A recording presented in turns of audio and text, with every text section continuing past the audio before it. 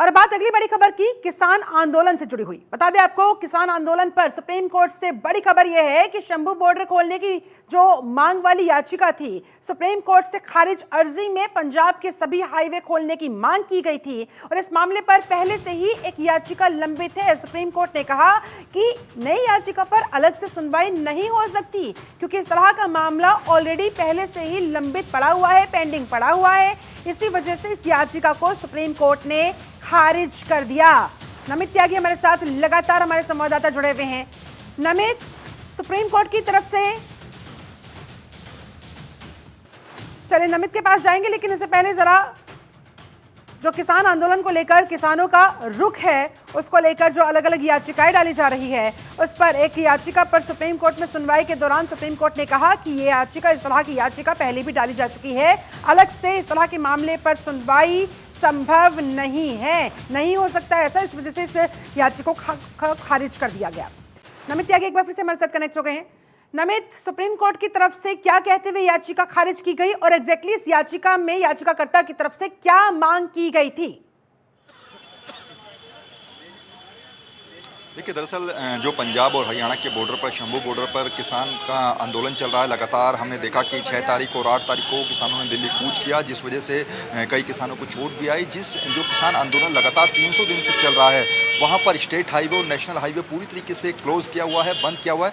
उसी को खोलने को लेकर ये जो याचिका थी वो सुप्रीम कोर्ट के अंदर लगाई गई थी, लेकिन सुप्रीम कोर्ट ने स्टेट हाईवे और नेशनल हाईवे को खोलने वाली ये जो याचिका थी, इसको पूरी तरीके से खारिज कर दिया है। सुप्रीम कोर्ट ने कहा है कि इससे पहले भी, अगर हम बात करें, इससे पहले भी एक अर्जी पर जो है सुप्रीम कोर्ट अंतरिम आदेश दे चुका है। ऐसे में फिर नई अर्जी दाखिल करने का कोई औचित्य बनता नहीं है। ये जो याचिका डाली गई है केवल पब्लिसिटी पाने के लिए याचिका डाली गई है, इस तरीके की बातें सुप्रीम कोर्ट की तरफ से कही गई है। यानी कि जो किसान आंदोलन के चलते पंजाब और हरियाणा के बॉर्डर पर जो नेशनल हाईवे और स्टेट हाईवे हैं, जो कि 300 दिन से बंद पड़े हैं, उनको खोलने वाली जो याचिका लगाई गई थी उसको सुप्रीम कोर्ट ने खारिज किया और उसके बिहाफ पर यह भी कहा है कि ऐसी ही एक याचिका पहले से हमारे पास आई थी और उस पर हम अपना अंतरिम आदेश दे चुके हैं। ऐसे में इस दूसरी याचिका का कोई औचित्य बनता नहीं है जाहिर तौर पर।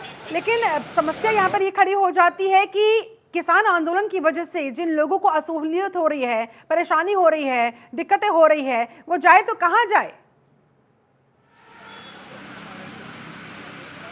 देखिए, बिल्कुल इसमें कोई बड़ी राय नहीं, क्योंकि जो 300 दिन से वहाँ पर सड़क ब्लॉक पड़ी हुई है, चाहे उसमें पंजाब और हरियाणा का नेशनल हाईवे हो या फिर जो पंजाब के लोकल स्टेट हाईवे हैं, वहाँ पर पूरी तरीके से ब्लॉक किया हुआ है उन सड़कों में। ऐसे में वहाँ के जो लोकल लोग हैं उनको खासा परेशानी हो रही है। जो नेशनल हाईवे पर लोग सफ़र करते हैं, क्योंकि जो लोग दिल्ली से चंडीगढ़ मनाली जाते हैं, उनको भी खासा परेशानी हो रही है। ऐसे में अभी तो सुप्रीम कोर्ट ने मना कर दिया है कि हम इस याचिका पर कोई सुनवाई नहीं करेंगे, लेकिन आने वाले समय में देखना होगा कि आखिर ये किसान आंदोलन कब तक खत्म होता है, क्योंकि केंद्र सरकार की भी जिम्मेवारी है कि जो किसान मांग कर रहे हैं लगातार एमएसपी पर कानूनी गारंटी की मांग जो किसान कर रहे हैं, उसके ऊपर थोड़ा ध्यान दिया जाए। और लगातार किसान जो है वो, कल भी हमने देखा कि दिल्ली कूच किया, उनके ऊपर आंसू गैस के गोले छोड़े गए। अब देखना होगा कि आखिर किसान आंदोलन कब तक चलेगा और क्या ये जो स्टेट हाईवे और नेशनल हाईवे बंद किए हुए हैं, इनको आखिर कब तक खोला जाएगा। देखना ये भी होगा कि इस तरह की याचिका जो कोर्ट के अंदर लंबित पड़ी हुई है, उनका फैसला कब तक आ जाता है। बहुत शुक्रिया आपका नमित त्यागी इस पूरी बातचीत के लिए, जानकारी के लिए।